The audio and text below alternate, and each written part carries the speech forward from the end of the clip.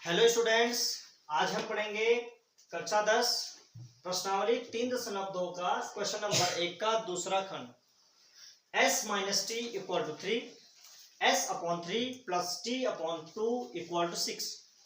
यहाँ पर प्रतिस्थापन विधि से यदि हमें किसी प्रश्न को हल करना है तो सबसे पहले उसका समीकरण, आपको समीकरण को अच्छे से बनाना पड़ेगा। अर्थात एक तो समीकरण भिन्न के रूप में नहीं होना चाहिए, दूसरा दशमलव के रूप में नहीं होना चाहिए। ठीक, अगर ये भिन्न के रूप में है तो हमें इसको सॉल्व करके साधारण समीकरण बनाना है। ठीक है, तो जैसे ये तो साधारण समीकरण है, इसको मान लो समीकरण नंबर 1, और ये भिन्न के रूप में है तो इसको साधारण समीकरण बनाना है, तब इसको समीकरण नंबर 2 मानेंगे। ठीक है, तो अभी देखो यहां पे s/3 धन t/2 ये है, तो यहां पर भिन्नों का जोड़ हो रहा है। क्या हो रहा है? भिन्नों के जोड़ हो रहे हैं। तो भिन्नों का जोड़ करने के लिए आपको सबसे पहले हर समान करना पड़ेगा। ठीक, तो हर समान भिन्नों के जोड़ आपको आने चाहिए। तो यहां पे देखो सबसे पहले बड़ी संख्या है 3। क्या 2 के पहाड़े में 3 आ रहे हैं? नहीं आ रहा है। तो ऐसी स्थिति में क्या करेंगे, हम इन दोनों का आपस में गुणा कर देते हैं। क्या कर देते हैं? गुणा कर देते हैं। तो ये हुआ 3 दूने 6। अब इस 3 को कितने से गुणा किया कि 6 बन गया? 2 से। ऐसे में नहीं आता, तो इसका गुणा इसके साथ, इसका गुणा इसके साथ। तो 2 का गुणा s के साथ होगा तो 2s। क्या होगा? 2s धन 3 का गुणा t के साथ होगा, तो 3 का गुणा t के साथ 3t इक्वल टू 6। और यहां पर 6 भाग में है। मैंने कहा था जब हम एक पक्ष से किसी संख्या को दूसरे पक्ष में भेजते हैं तो जो जोड़ में होगा वो घटाने में जाता है, घटाने वाला जोड़ में जाएगा, गुणा वाला भाग में, भाग वाला गुणा में। तो यहाँ पे 6 है भाग में, तो ये किस में जाएगा? यहाँ पे गुणा में जाएगा। तो ये होगा 2s धन 3t इक्वल टू 6 6 36। ये आपका साधारण समीकरण बन चुका है। तो यह हो गया आपका समीकरण नंबर 2। क्या बन गया? समीकरण नंबर 2। अब समीकरण नंबर 1 और समीकरण नंबर 2 से आप किसी से भी हल करो। तो मैं करता हूं समीकरण नंबर 1 से। समीकरण नंबर 1 से मैं s को इधर रखता हूं और इस t को पक्षांतर करता हूं इधर। तो देखो आप लिखेंगे समीकरण 1 से, तो समीकरण नंबर 1 है s minus T equal to 3। तो यह होगा s बराबर ये माइनस टी चिन्ह सहित, है ना।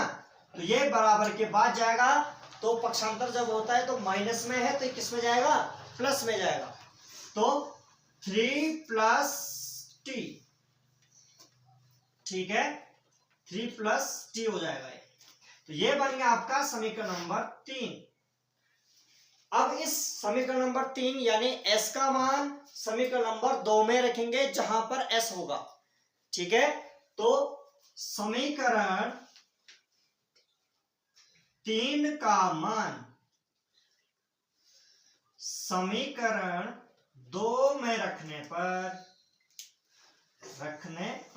तो समीकरण नंबर 2 में जहां पर s होगा वहां पर हम 3 प्लस t को रख देंगे।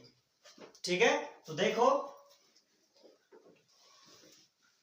2 यहां पर s है, s की जगह पे हमने क्या रखना है? 3 प्लस टी। तो 3 प्लस टी, ठीक है, प्लस 3t इक्वल टू 36। यहां पे s की जगह पे 3 प्लस टी रखा और 3t था तो 3t लिखा समीकरण में, समीकरण नंबर 2 में जो था वो रख दिया। ठीक है, अब यहां पे इस 2 का गुणा होगा इसके साथ, तो 3 दूने 6 धन 2 गुणा T 2t plus 3t equal to 36। यहां पे समान प्रकार की चर राशियां को हम आपस में जोड़ सकते हैं और घटा सकते हैं।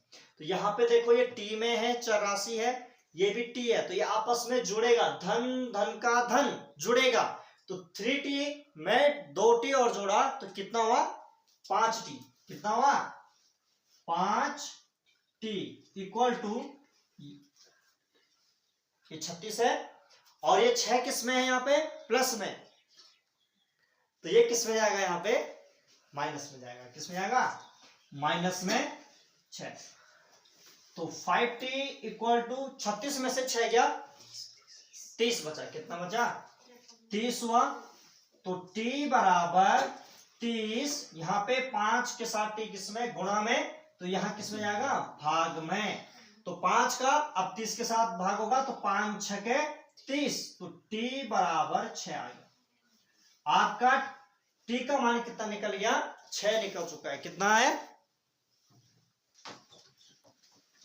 हमारे पास t बराबर 6 आ चुका है। ठीक है, अब हमने s का मान ज्ञात करना है, तो t का मान समीकरण नंबर 3 में रखेंगे। ठीक, तो t का मान समीकरण 3 में रखने पर, तो समीकरण 3 में रखेंगे तो s बराबर 3 प्लस t बराबर कितना है 6। तो s बराबर, s का मान आया आपका 9। कितना आया 9 आया।